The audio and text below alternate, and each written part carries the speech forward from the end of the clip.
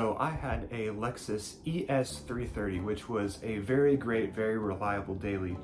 It had good gas mileage, it was super reliable. The only things that have ever gone wrong with it are, you know, things with the brakes, things with the AC went out once. I mean, that's pretty much it. I mean, nothing really went wrong in that car besides like small things that will go wrong on any car that's like 20 years old. It's a perfect daily, so what did I decide to do?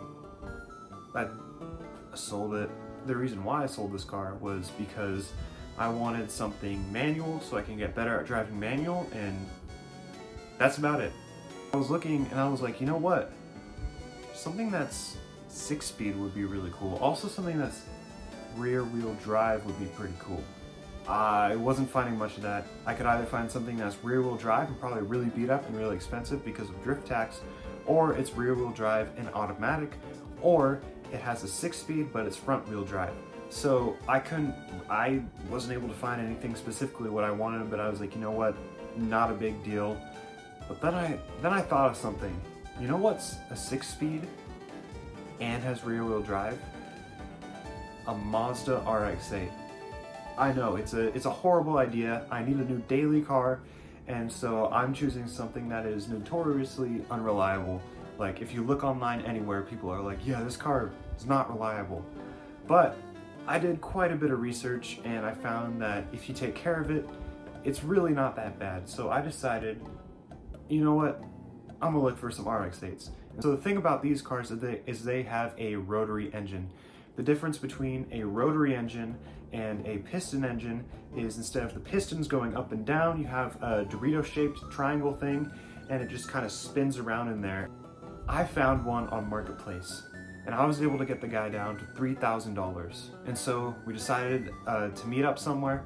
When we met up, I test drove it, and man, there was no going back. It was awesome. I mean, the rotary sound is everything about it. I knew that from that moment on, if I didn't get that car, then I would be chasing a rotary engine for the rest of my life. I decided I was gonna buy that one.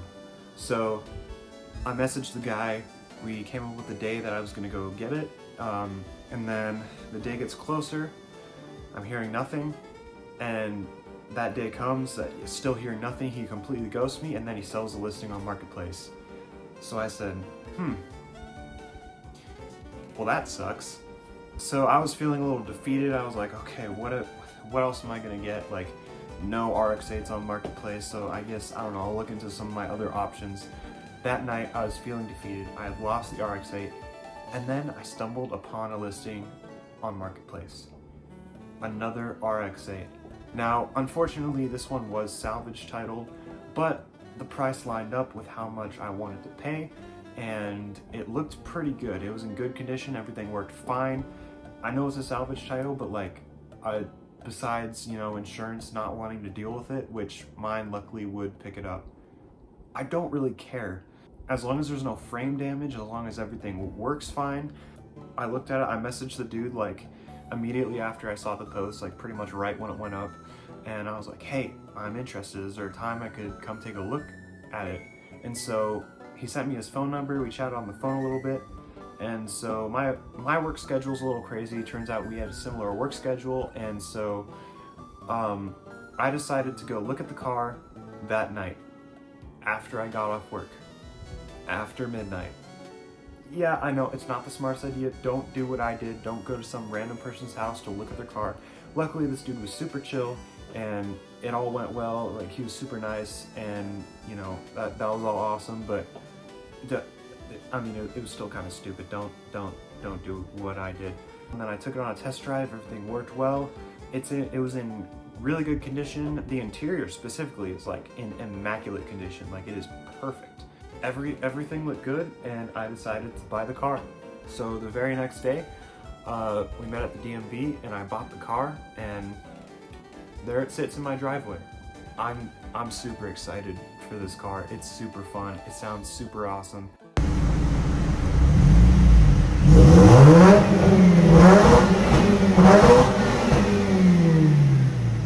And there's a lot of stuff I can do to it. Like modification wise, I mean, there's so many options for RX8s, and so yeah, well, I'm gonna show you, you know, exterior, interior, some things I'm gonna do, and then part one should be out pretty soon after this video, as soon as my camera gets in and I'm able to change the spark plugs, which is something I have to do because it misfires, which is not ideal, but you know, it drives fine as long as I don't push it like insanely hard, which I don't. I'm too scared to do that. I haven't even drifted it yet. I really want to, but I don't know where, and I don't know how.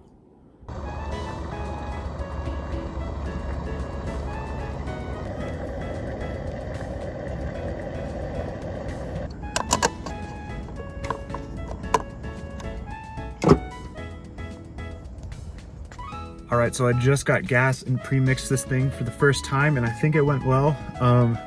I accidentally poured a bit too much in the bottle, and then I did the math and I realized I think I put like literally the exact right amount. So we're gonna start this thing up. Also, do you guys like always choose the same gas pump? Like, that's something I do at like the 2 gas stations I go to. I always choose the same exact pump. I don't know why. This tank is 13.9 gallons. So I got here just in time. All right, so foot is on the clutch. It's in neutral. We got the brake up, and let's see.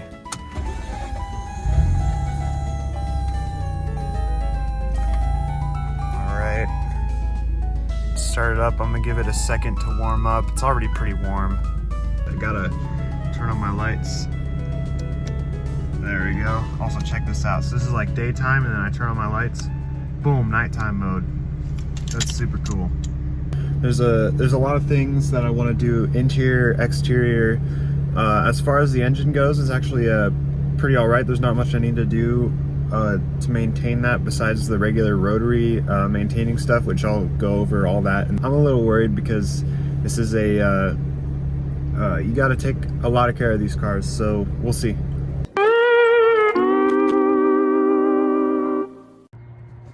So this right here is what's wrong. So here's the alternator. This is part of the wiring harness. And this just, you know, snapped off.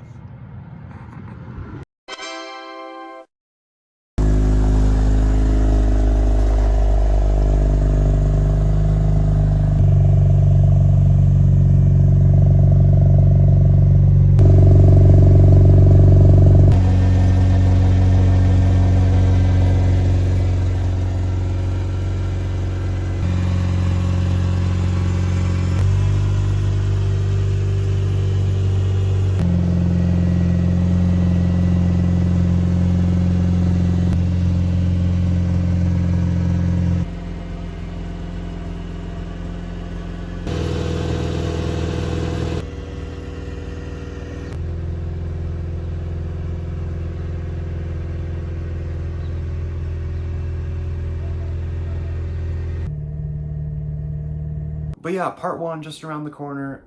Hopefully I'll have it up within the next week or two, and the next Celica video will come up whenever I feel like it.